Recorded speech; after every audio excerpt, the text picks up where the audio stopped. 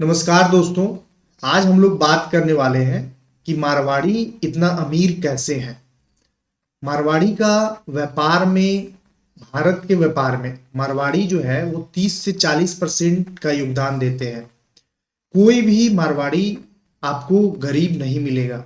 सभी के सभी जो है वो कुशल हैं, परिपूर्ण हैं, और सभी मारवाड़ी जो है वो व्यापार में ज़्यादा इन्वॉल्वमेंट है। मारवाड़ी का 99% कहा जा सकता है कि वो व्यापार में इन्वॉल्व है।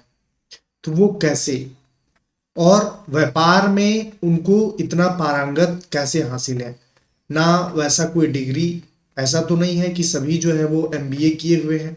ऐसा भी नहीं है कि सभी जो है वो उच्च शिक्षा प्राप्त करके व्यापार कर रहे हैं। फिर भी उनके पास बिजनेस का इतना ज्ञान कैसे है, आज इस बारे में हम लोग बात करने वाले हैं।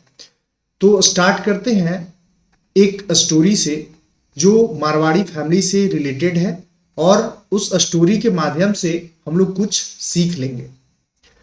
एक शहर में एक मारवाड़ी, और उस मारवाड़ी के घर के सामने एक गरीब व्यक्ति रहता था। मारवाड़ी का बिजनेस था, और वो बिजनेस से इतने परिपूर्ण थे कि अच्छा बड़ा घर बना करके और पूरा का पूरा लाइफ जो है वो सेटल था। गरीब आदमी रोज, क्योंकि मारवाड़ी के जस्ट बगल में गरीब आदमी का मकान था, तो रोज उसे निहारता और भगवान को पूछता कि भगवान, हमने इतना क्या गुनाह कर दिया कि एक व्यक्ति को इतना अमीर बना दिए और हमें इतना गरीब बना दिए, हमें क्या कमी है। ये बार बार पूछते रहता था। तो एक दिन भगवान जो है वो परीक्षा मतलब सामने आए, और दोनों को, मारवाड़ी को भी और जो गरीब व्यक्ति था उसको भी, दोनों को गरीब बना दिए। बोले कि अच्छा ठीक है, ये कैसे अमीर है और तुम कैसे गरीब हो, इसका पता चलता है अगर हम आप लोग के साथ में पार्शलिटी किए हैं, भेदभाव किए हैं, तो एक बार हम दोनों को गरीब बना देते हैं। तो हुआ ऐसा ही कुछ कि मारवाड़ी भी पूरा का पूरा गरीब हो गया, और गरीब व्यक्ति जो था उसी लायक मारवाड़ी भी हो गया। दोनों एक ही बिजनेस करना स्टार्ट करते हैं, और वो बिजनेस मतलब बिजनेस नहीं, काम करना स्टार्ट करते हैं। और वो था मछली मारते हैं दोनों। एक स्टिक लेते हैं और दोनों साथ में जाते हैं और मछली मारते हैं। प्रत्येक दिन दोनों दो दो मछली मार करके आते हैं। जो गरीब व्यक्ति था वो मछली मार करके, दो मछली मार के लाता है, वो बना करके घर में खा लेता है पूरा परिवार मिल करके। मारवाड़ी भी दो मछली मार करके लाता है, उसमें से कुछ जो है वो बचाता है और कुछ जो है वो खाता है। उसी बचत से धीरे धीरे धीरे धीरे वो एक और मछली मारने का स्टिक खरीद लेता है, और एक आदमी जो है वो हायर करता है। और वो 10 रुपए के कुछ, मतलब कि उस आदमी को 10 रुपया नहीं, मतलब कुछ पैसा पे उसको हायर करता है कि आप हमें भी मार करके दो, आप इतना पैसा लेकर के जाओ, ठीक है।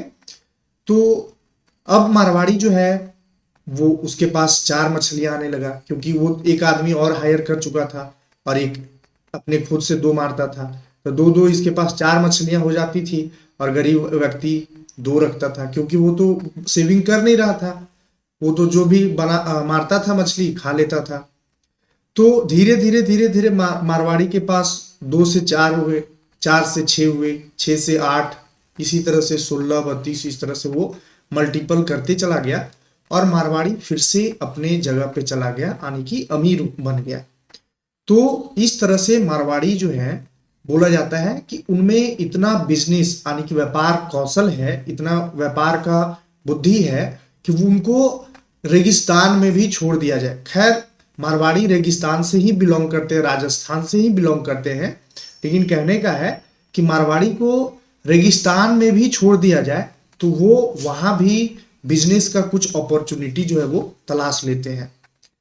आगे है कि अगर मारवाड़ी जो अपना दिनचर्या है उनका, वो बहुत ही दिखावा का नहीं है, जो रियलिटी है उससे वो कम दिखाएंगे। जैसे एक और बात है कि मारवाड़ी अगर, बोला बोला जाता है, मारवाड़ी में एक कहावत है कि मारवाड़ी अगर 10 कमा रहे हैं तो वो 12 सेविंग करते हैं। अब आप बोलिएगा कि 10 कमा रहे हैं तो 12 कैसे सेविंग होगा, तो करते हैं। कैसे करते हैं, उनसे पूछा गया कि कैसे करते हैं, 10 कमा रहे हैं तो 12 कैसे सेविंग करते हैं। तो वो बताते हैं कि कमाते तो रियल में हम 20 हैं, लेकिन बताते 10 हैं। और हम लोगों में क्या है, कंपैरिजन अगर हम लोग से किया जाए तो हम लोग कमाते 10 हैं, बताते 20 हैं, है ना। ये हम में और मारवाड़ी में डिफरेंसेस है। तो उनका क्या है, वो कमाते अगर 10 है तो बताएंगे 5, सेविंग करेंगे 7, है ना। अगर वो कमाते 10 है तो 5 आधा सेविंग कर लेंगे, कमाते 20 है तो बताएंगे 10, कमाते 30 है तो बताएंगे 15। और इस तरह से उनका सेविंग करने का तरीका होता है। दूसरा कि मारवाड़ी इन्वेस्टमेंट पे ज्यादा मतलब ध्यान देते हैं। वो पैसा अगर उनके पास आया तो वो पैसा को इन्वेस्ट करते हैं। वो मल्टीपल सोर्स ऑफ बिजनेस जो है वो करना चाहते हैं। वो अगर एक बिजनेस चल रहा है उनका, फिर से वहां से पैसा आया तो दूसरा बिजनेस में लगा देंगे, तीसरा बिजनेस में लगा देंगे, चौथा बिजनेस में लगा देंगे, और मल्टीपल सोर्स से पैसा जो है वो अर्न करना स्टार्ट कर देते हैं।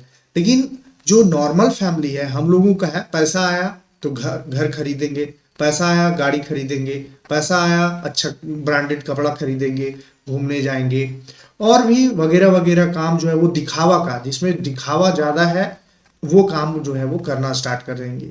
और कमाएंगे, इनकम अगर 1 लाख का है तो उसमें ईएमआई का बोझ और रेंटल बोझ जो है वो 1.5 लाख का हो जाएगा। मतलब कि आपका लोन जो है वो 50,000 माइनस में जा रहा है। तो इस तरह से नॉर्मल और मारवाड़ी में फर्क देखा जाता है। तो ये पूरा का पूरा मारवाड़ी का रहा। और कुछ गुण है इनका। जो पहला है वो है कि व्यापारिक दृष्टिकोण जो है इनका वो बहुत ही कुशल होता है।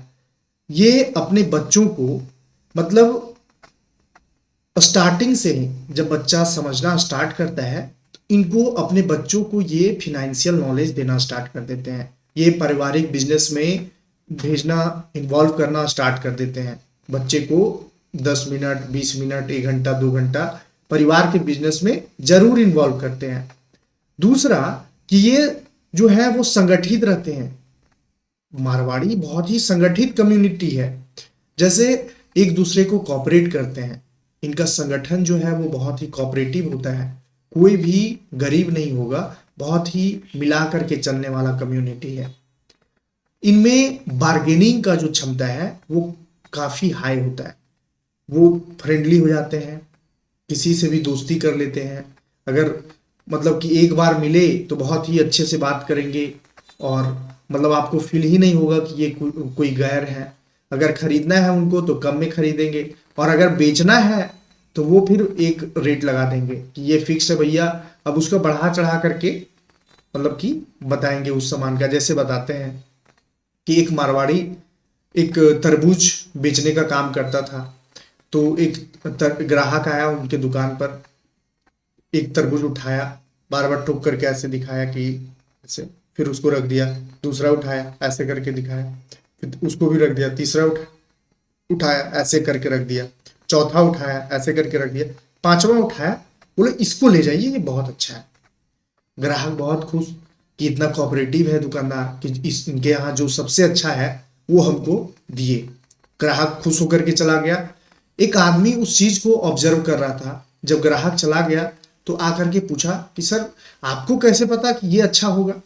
बोले कि हमको भी नहीं पता है कि ये अच्छा है इसमें, लेकिन ग्राहक को खुश करने के लिए ये करना पड़ता है कि ग्राहक जो है वो समझे कि जो सामान हम ले जा रहे हैं वो सबसे बेस्ट सामान हमको चूज करके दिया गया है। इसलिए ये सब चीजें जो है वो करना होता है।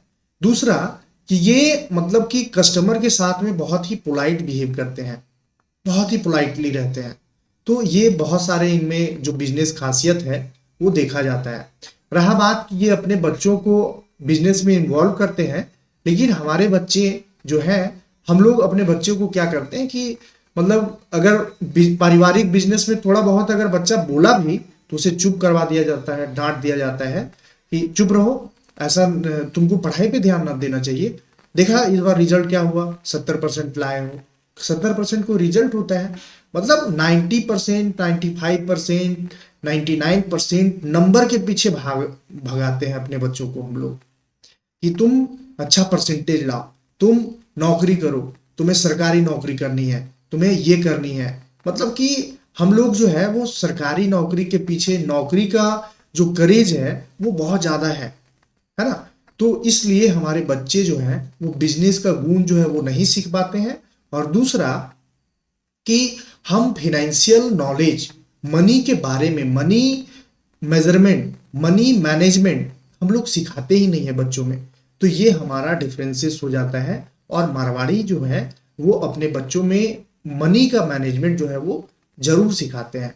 मनी का प्रबंध करना उनका पहला मतलब कि प्राथमिकता होता है। शिक्षा का ये पार्ट हो जाता है कि मनी को कैसे मैनेज करते हैं, मनी का क्या वैल्यू है, मनी होता क्या है। लेकिन हम लोगों में पता ही नहीं है। 20 साल का हो गया, 22 साल का हो गया बच्चा, लेकिन उसको अभी तभी तक पढ़ाई के लिए दिया जा रहा है मनी।